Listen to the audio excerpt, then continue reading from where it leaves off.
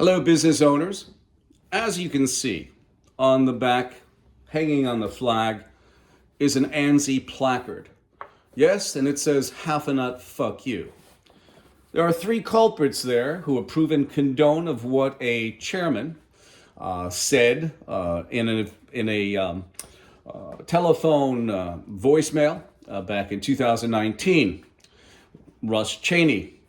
Russ Cheney is up there, of course. He's the first one in line that's holding the half a nut fuck you, and I'm sure you might not be able to see it, but we'll show you a better picture. This video today is about like fine wine, 2002 marked Boeing's quality decline. QA expert Daryl Guberman explains. How are you doing, business owners? We have a special guest too. Joe Bathia decided to fly up from wherever he is, and he came to visit us this morning. But I want you to listen to a audio file that he made in 2020 concerning China. And you will see how much China was watching over ANSI when he made this speech. China, as a matter of fact, now, let me go into the audio file and then we'll get down to the brass tacks, because this is going to show you about Boeing, show you about ANSI, and show you about how you have Russ Cheney, you have Joe Bathia and his lawyer condoned and accepts the fact that Russ Cheney said the quality that they dispense and the oversight that they have are more than likely, probably, half a nut fuck you. Let us continue. So this is Joe. Because at ANSI, we understand our critical role that we play and the importance of relationships we maintain globally. And quite frankly, right now, because of the difficulties that we're facing, both in our linkage with China and the trade policy and issues, circumstances that are surrounding that, because of that, the importance of relationship we maintain is perhaps more important today than any relationship we have in the world with other countries.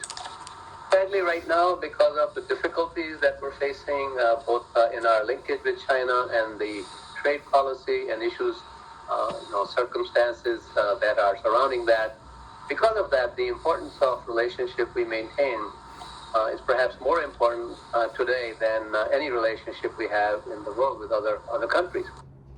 Business owners, let's continue on now. Okay, Joe, we'll put him in the corner over here, and we will continue. In 2013, I gave a speech at the American Society for Quality on both New Haven and Fairfield County branches. There was a person there, a Mr. David Levy, a Region 3 director representing the ASQ, which at the time, the American Society for Quality and the American National Standards Institute owned ANAB 50-50, 50 ANSI and 50 ASQ 100% together. And this is what Dave Levy said, because he was sent there to get me unhinged and push me off to the side and make me look bad. We spoke to him after the meeting. I know it's my word against his, and I say that in several videos because that's what happens in this world. But this is what he said, and you can't knock this. We have it on audio file. I showed you, in fact, the audios will be down below in other videos. Dave Levy said there's no restriction on you doing business unaccredited or accredited. And as I said before, ANAB has no problem with what you're doing. In fact, we support you, sir. And again, the title of this video is that like fine wine, 2002 marked Boeing's quality decline, and we will show you. It's through a procurement procedure made for suppliers that was in the development stage between 1999, 2002, and went out the door to all their suppliers. Randy Doherty sent us an email when we asked him a question: what is ANAB's policy regarding non-ANAB accredited registrars? As an IFMLA signatory, we recognize certifications accredited by other IFMLA signatories bodies as being equivalent, like Iran, like Pakistan, and I'm not saying the people of it, I'm saying the government. Iran admitted to harboring some of the terrorists of 9/11, and Pakistan, as you know, harbored Osama bin Laden, and the mastermind of 9/11 killed 3,000 souls plus, and you look at that, and they are equivalent in accreditation to ANSI ANAB's certification. This is what he wrote us in 2016.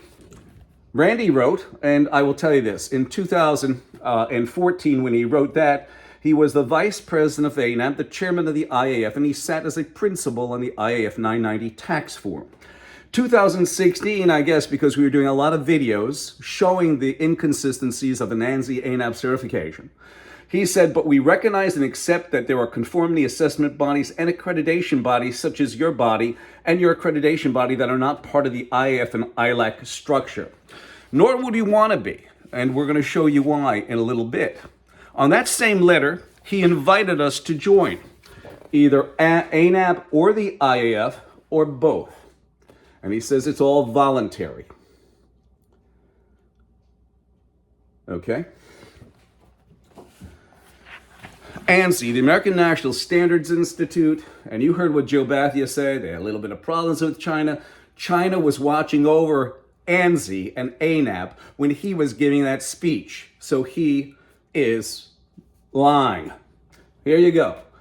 ANSI, the American National Standards Institute, is a private not-for-profit corporation with federal agencies and corporations on board.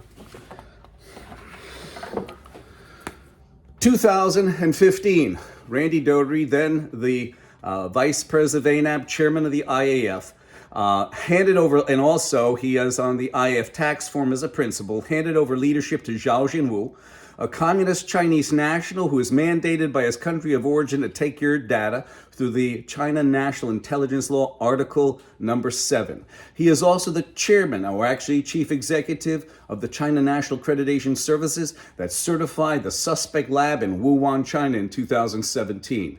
2018, ANSI took over complete control over ANAB, and they have both federal agencies and corporations on board, just a sample. As I said to you, this is what Randy said about an IAF MLA, about them being equivalent in accreditation to ANAB. Remember that, equivalent to accreditation. In a placard we have within the context of this presentation, you will find out that ANSI, ANAB are underwriters for both the IAF, International Accreditation Forum Incorporated in Delaware, and the International Laboratory Accreditation Cooperation. In fact, we have Randy complimenting Zhao Jinwu in 2016 on IAF's 20th anniversary, stating that, since 1994, you have a communist Chinese national who's been involved with our quality. Does that say anything to you, business owners? In fact, we have a special guest here, Xi Jinping, who said about Article number 7 of the China National Intelligence Law, and this is what it is. Yes, Article 7 of the China National Intelligence Law mandates espionage. To make matters more complex, when you heard Joe Bathia talk about China and this estrangement and about voluntary consensus and all this other BS, here it is. There are over 10 registrars, in China no less, ANAB accredited, ANSI ANAB accredited, that can issue an ANAB accredited certification. You also have the factor that ANAB sits on ANSI's board. During this time, his video or his audio that I just played for you, China had been watching over ANSI ANAB via the factor that ANSI ANAB both sat as members on the International Accreditation Forum.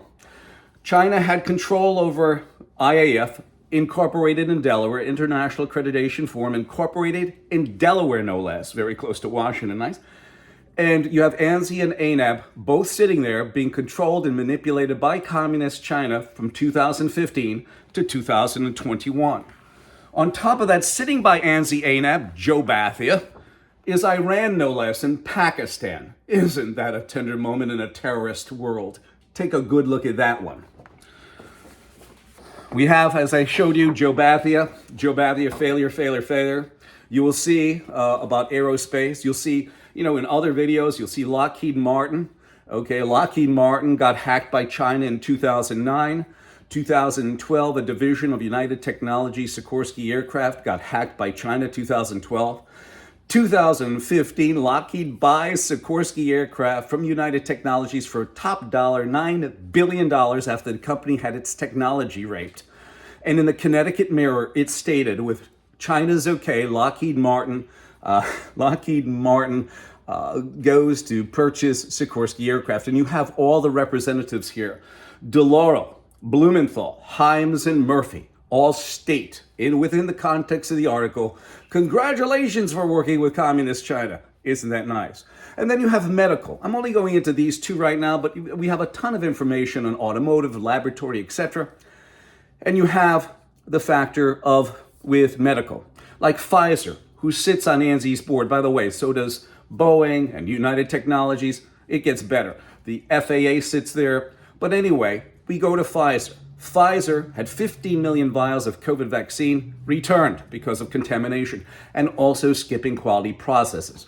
You have Johnson & Johnson also sitting on ANSI's board, skipping quality processes, 60 million vials of the injectable COVID vaccine taken back because of contamination. Also, they were skipping quality processes.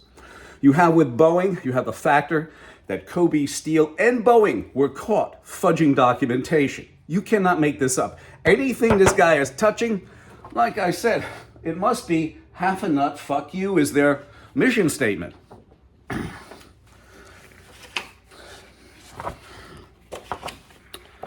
Here is Zhao Jinwu in Wuhan, China, handing over an ISO 17025 certificate for laboratory accreditation. Also, to make matters really complex, and I hate to do this, but you have Anthony Fauci under deposition and being asked by Senator Rand Paul, do you know anything about gain-of-function research? And he said, no, I don't know anything about gain-of-function research. And here it is, business owners. He was lying. Now, I don't know whether Rand Paul gives Fauci the questions about 3-4 weeks before. Probably they go out to lunch after, they inquisition each other. They're probably patting each other on the back and say, oh, you did a great job with your acting skills. Because that's true. You look at this, and they were gain of function, United States involved the second time they're meeting at this workshop in no less than Wuhan, China. Now, business owners, we get to the pièce de résistance. Here is the actual procurement document from 2002. And I want to read this to you, business owners. The Boeing company is required to approve each supplier's quality system with periodic reapproval thereafter. Boeing remains responsible and accountable for such approval. The certification or registration body, certified or not.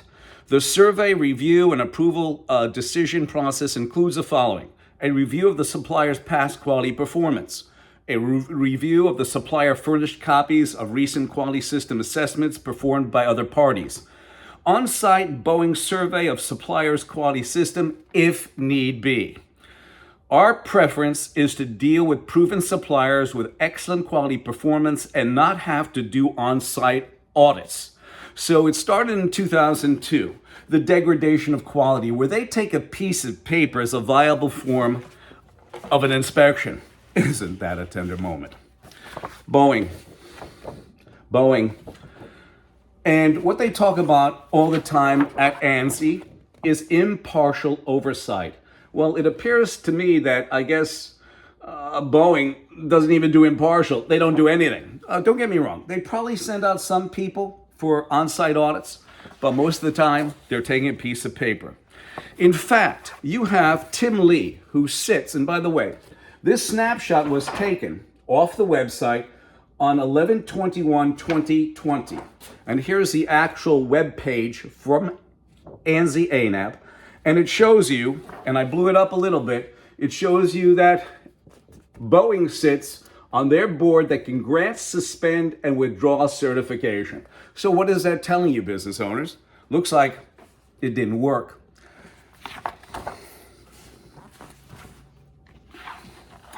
Here is Randy Doherty giving a speech about IAF, along with its sister organization, ILAC, operate a mutual recognition arrangement, the IF MLA and ILAC MRA. They're basically the same. Now, they are sister organizations. On this website, which I took another snapshot of because I knew they were going to make it disappear, it states that ANSI ANAB are underwriters for the International Accreditation Forum Incorporated in Delaware, and also the International Laboratory Accreditation Cooperation. For those of you who may not know what an underwriter is, this is what an underwriter is. All right? Here you go. An underwriter is any party that evaluates and assumes another party's risk for a fee. That means they have all legal responsibilities. Here goes the problem. Boeing sits on ANSI.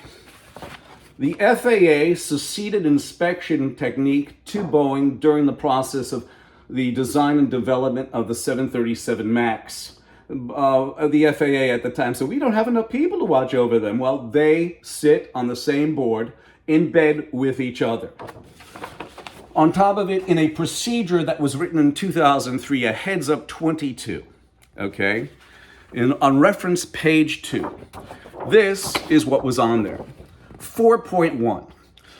If an AS9100 certified organization refuses to be put on the OASIS database, and that's the online database that they have, registering your company as an AS9100 certified company, so Boeing, all they have to do is look at a fingertip and take a look. But remember what Boeing said in the procedure, accredited or unaccredited. They had to, because if you say just accredited, it gets into sticky water with being a monopoly.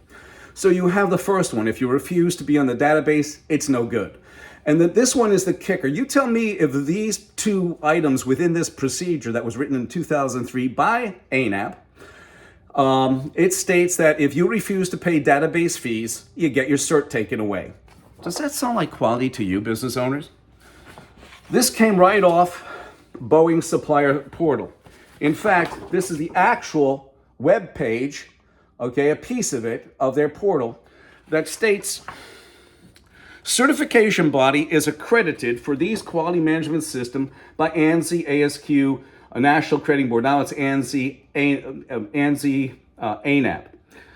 Or internationally equivalent. Well, the internationally equivalent could be Iran, Pakistan, Russia, per Randy's own words. Because at the time when he wrote that, he was the vice president of ANAB, the chairman of the IAF, and the principal in the IAF tax forum. To make matters more fantastic is that you have articles about Kobe Steel that fudge documentation, along with Boeing getting caught by the FAA fudging documentation. You'll find this in the body of this film, this video.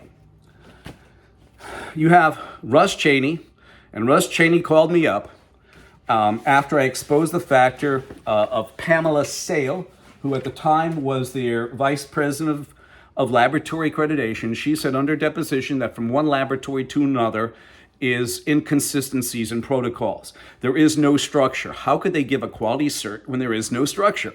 Well, Russ Cheney must have been bugged up by Ashley Morton, who wrote that underneath my video concerning that A2LA and ANSI are two separate entities unto themselves. And he called me up, and that's what he said. And as a representative of ANSI, this must be their mission statement. Half a nut, fuck you. To make matters worse, we sent letters to Joe Bathia. He sent the letter and the recording we had to Jameson Carroll. Jameson Carroll said, after analysis, we were unable to identify any harassing or objectionable content in the brief file provided. Well, business owners, I have to let you listen to this. And I truly apologize for the length of this, but you really have to know that this is absolutely disgusting when he called me. And here it is. This is Russ Cheney. Please leave a message and I'll return your call as soon as possible. Record your...